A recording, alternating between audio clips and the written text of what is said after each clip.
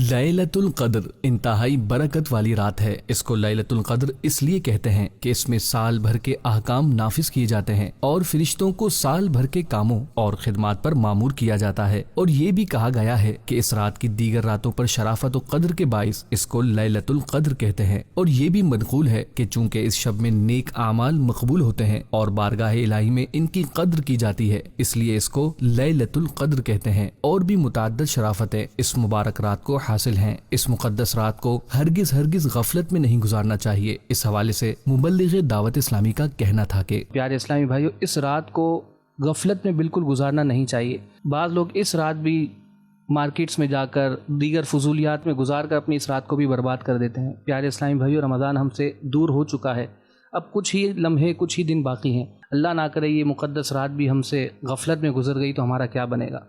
آپ مدنی چینل کے ساتھ رہیے، اس رات کو فیضان مدینہ میں آپ آ جائیے۔ فیضان مدینہ میں آپ کو ایک پرسکون ماحول ملے گا۔ امیر اہل سنت رکت انگیز دعا فرماتے ہیں، اس کے علاوہ بہت ہی زبردست اجتماع ہوتا ہے۔ خوب رو کر گڑ گڑائیں، دعا کریں، اللہ تعالیٰ کی بارگاہ میں توبہ کریں، اللہ تعالیٰ توبہ قبول کرنے والا ہے۔ ذکر و اذکار کیجئے، خوب عبادتیں کیجئے اور اپنے رب کو راضی کیجئے۔ اس رات عبادت کرنے والے کو 1000 ماہ یعنی 83 سال 4 ماہ سے بھی زیادہ عبادت کا ثواب عطا کیا جاتا ہے، اور اس سے زیادہ کا علم اللہ پاک جانے یا اس کے بتائے سے اس کے پیارے حبیب صلی اللہ علیہ وآلہ وصحبہ وسلم جانے کی کتنا ہے۔ اس رات میں حضرت سیدنا جبریل علیہ السلام اور فرشتے نازل ہوتے ہیں اور پھر عبادت کرنے والوں سے مصافحہ کرتے ہیں، یعنی ہاتھ ملاتے ہیں۔ اس مبارک شب کا ہر ایک لمحہ سلامتی ہی سلامتی ہے، اور یہ سلامتی صبح صادق تک برقرار رہتی ہے۔ یہ اللہ پاک کا خاص الخاص کرم ہے کہ یہ عظیم رات صرف اپنے پیارے حبیب صلی اللہ علیہ وآلہ وصحبہ وسلم کو اور آپ کے صدقے میں آپ صلی اللہ علیہ وآلہ وصحبہ وسلم کی امت کو عطا کی گئی۔